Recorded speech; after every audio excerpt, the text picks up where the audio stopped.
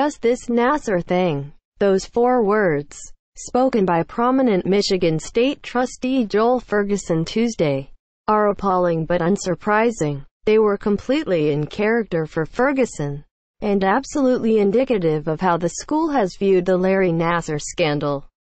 There have been an astounding number of victim impact statements, 178 as of Tuesday, in the Nassar case. And how much impact have they really had at Michigan State? The school still doesn't get it. MSU keeps acting like this is a public relations problem instead of a tragic failure of leadership. The case against Michigan State President Lou Anna K. Simon is not as simple as her harshest critics have made it out to be. But it is damning. Do you know the old saying about how it isn't the crime? It's the cover-up that gets you. We need to divide this case into 3 parts. The crime, the cover-up, and the response. The crimes are why Judge Rosemary Aquilina will surely send Nassar to prison for the rest of his life. The cover-up started with those who ignored the pleas from survivors. That includes former Michigan State gymnastics coach Kathy Klages, who was told repeatedly about Nassar's crimes.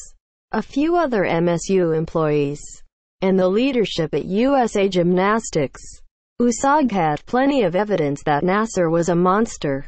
Executives there authorized a 7-figure hush payment to star Michaela Maroney. Star Aly Raisman told ESPN that USAG told her to stay quiet. Their cover-up wrecked lives. Simon's failure and Michigan State's failure has come after Nassar was exposed. The failure has been egregious and fundamental. And it continues to this day. There is very little evidence that Simon knew Nassar was sexually assaulting his patients. Sure, Simon was informed in 2014 that the university was investigating Nassar. But there are 50,000 students at Michigan State. It's not reasonable to expect Simon to know everything about every investigation, and in 2014, the breadth and scope of Nassar's crimes was still a secret. But in the last 2 years, where has Michigan State been? The school failed to show much empathy. It failed to properly investigate. Where are the quotes from Simon expressing disgust that this happened on her watch? Where's the fury at Klages? Why isn't she outraged that her school botched its 2014 investigation? In 2014, Michigan State conducted its Title X investigation of Nassar and allowed him to choose one of the doctors who would ultimately clear him. It let him practice for 16 months while he was being investigated, and of course, he kept assaulting at that time. In the end, Nassar was cleared to return to work, but he was told he needed to have a chaperone in the room during sensitive treatments, which itself is disgusting. Would you see a doctor if you knew he needed a chaperone in the room? Simon should have led the charge on this more than a year ago. She didn't. Instead of acknowledging Michigan State's failures, she claimed it was virtually impossible to stop a determined sexual predator and pedophile. Instead of moral leadership, the Michigan State community gets Simon showing up in court for part of one day, and then, only after survivors and the media called her out, they get the MSU Board of Trustees publicly supporting her in the hopes that this will fade. And of course, they get Ferguson, the vice chairman of the board, proudly telling radio host Tim Stott that the board only talked about Simon's status for 10 minutes and that there's so many more things going on at the university than just this Nassar thing.